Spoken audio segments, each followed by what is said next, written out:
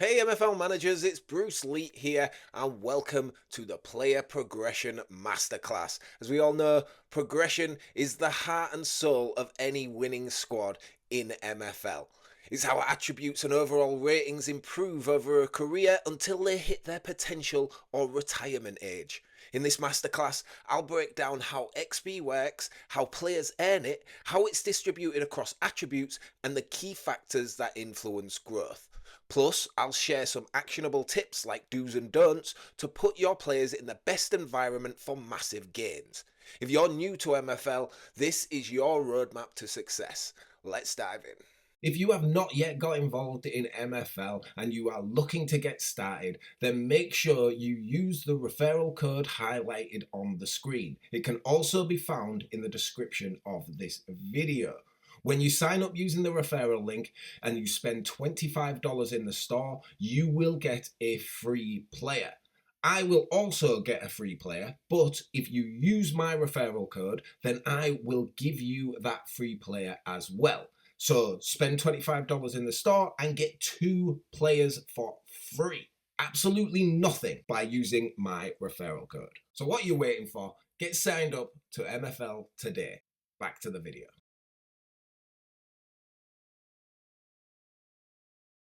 First, the basics. Progression in MFL means your players' attributes like pace, shooting, or defense, and their overall rating increases over time as they earn XP. XP is the fuel. It's experience points that level up attributes by +1 each time enough is accumulated. But it's not linear. The XP needed varies throughout a player's career, and every player follows a unique path based on their hidden potential and prime age. Once a player hits their potential cap or retirement age, progression stops. No more gains. Rarity can evolve too, like from common to limited, unlocking even more potential. It should also be noted that it takes more XP to break into a higher rarity tier than the previous levels, something the majority of managers refer to as tier jail.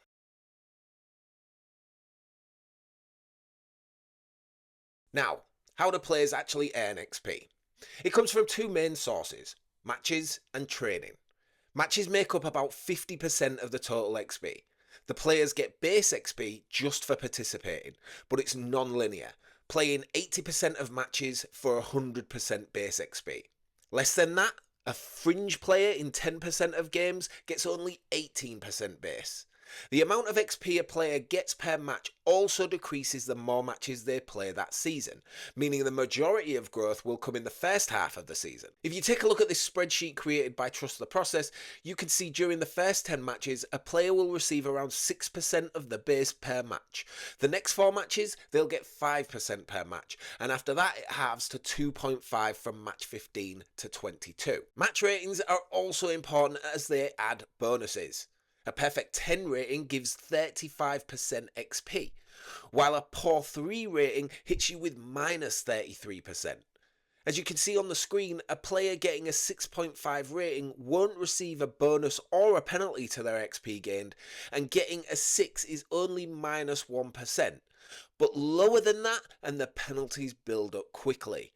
Ideally, you want your players to be scoring about a 7 and above match rating for the best benefits. For a team in a standard 12-team league, you'll play a minimum of 30 matches with IMFF Cup group games included. So cup progress is huge, as advancing deep means extra XP for everyone. Training provides daily XP, but it's less effective if your players overall is way above the team's average, so be sure to balance your squad. The system will take the average overall rating of your top 16 players and will apply bonuses or penalties based on that, but more on this later.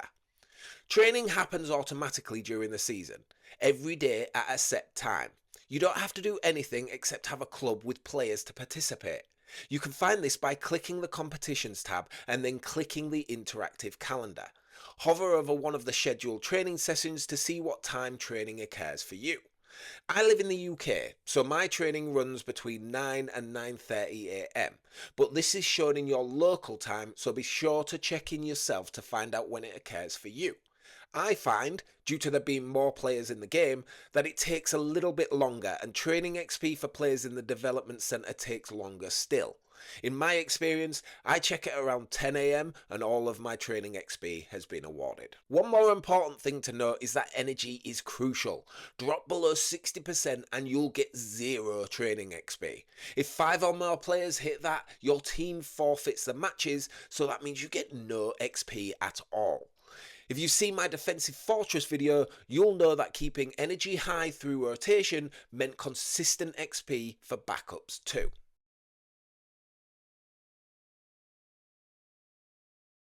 Once earned, how does XP get distributed? It's split smartly. A base amount goes to all attributes for balanced growth. The rest targets key attributes based on the player's position and how overall is calculated, using weighted ratios. For example, a centre-back gets over twice as much XP in defence as shooting, ensuring they grow in what matters most. A striker, more to attacking stats. This keeps players true to their roles. Let's look at an example. Take this striker here. Let's just say he plays a match and earns 100 XP from it. Half of that is distributed equally to all 6 of his attributes, giving each one about 8.33 XP. The other half gets distributed based on the position weightings. So, for a striker, 10% will go to pace, 46% will go to shooting, 29% to dribbling, 10% to passing, and 5% to physical. So, based on these numbers, the total XP distribution for that match will look like this. Pace, he'll get 13.33 XP. Shooting will get 31.33 XP. Dribbling, he'll get 22.83 XP. Passing will get 13.33 XP. Defending will get 8.33 XP, and physical will get 10.83 XP. So let's say this player needed 20 XP to get a +1 in dribbling, and let's say he needed 30 XP to get a +1 in shooting. Those two attributes will go up to 57 and 72 respectively, and that will take him up to a 65 overall player. How much XP a player needs to go +1 in an attribute is completely hidden and can vary for every level. He might need 30 XP to get to 72 shooting, but then he may only need 10 XP to get to 73. On the flip side, getting to 74 shooting might then require 70 XP. We simply do not know, and all we can really do is make sure they're in the best environment to progress.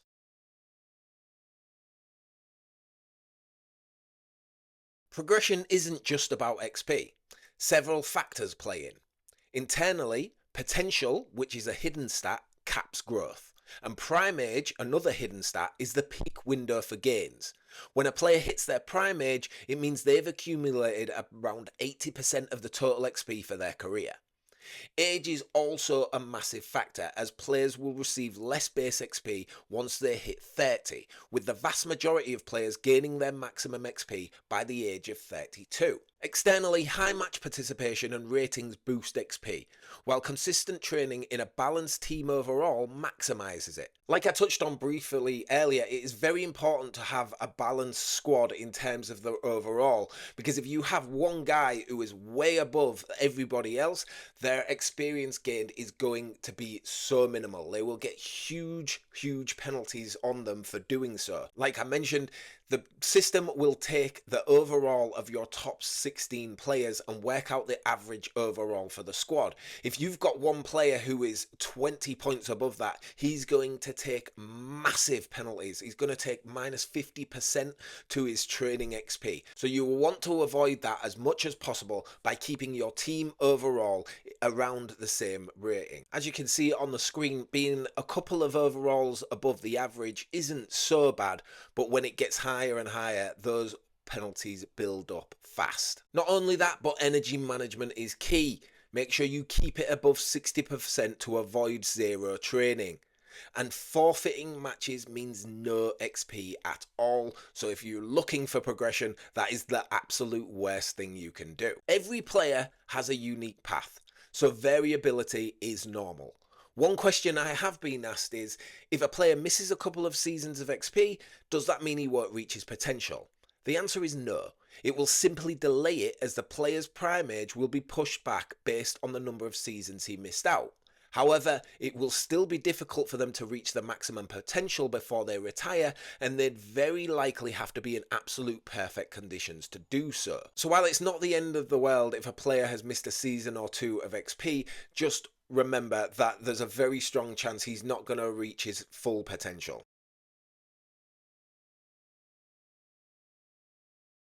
So, to close out, are we ready for some tips?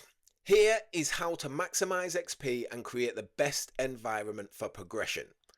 The do's: rotate for 80% match participation, full base XP without burnout. Boost ratings with strong tactics for up to plus 35% bonuses. Train daily in a balanced squad. Similar overall teammates for maximum effectiveness. And finally, push deep in cups for extra XP rewards. Now let's move on to the don'ts. Don't overplay players. Dropping energy below 60% will block training XP. Next up is risking forfeits. No XP and lost matches, which is an absolute disaster. Next up, do not settle for low ratings. Penalties like minus 33% crush XP. And finally, do not build unbalanced squads. One superstar overall outlier gets reduced training XP.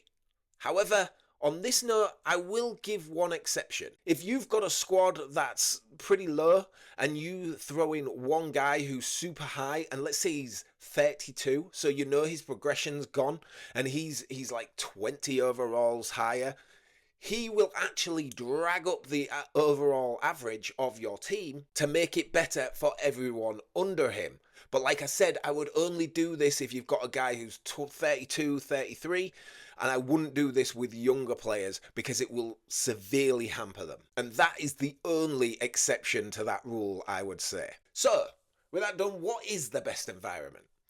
Well, it's competitive matches you can win with squad overall balance for optimal training, focusing on 80% participation and high ratings. Apply these tips to your squad building and I'm sure you'll see those plus ones rolling in no time. So that's your MFL player progression masterclass. Remember, earn XP from matches and training, use my do's and don'ts to build the ultimate growth environment, and hope you've got a guy with huge potential who's just gonna rocket up the progression ladder. Be sure to apply these tips in your squad and let me know your best progression story.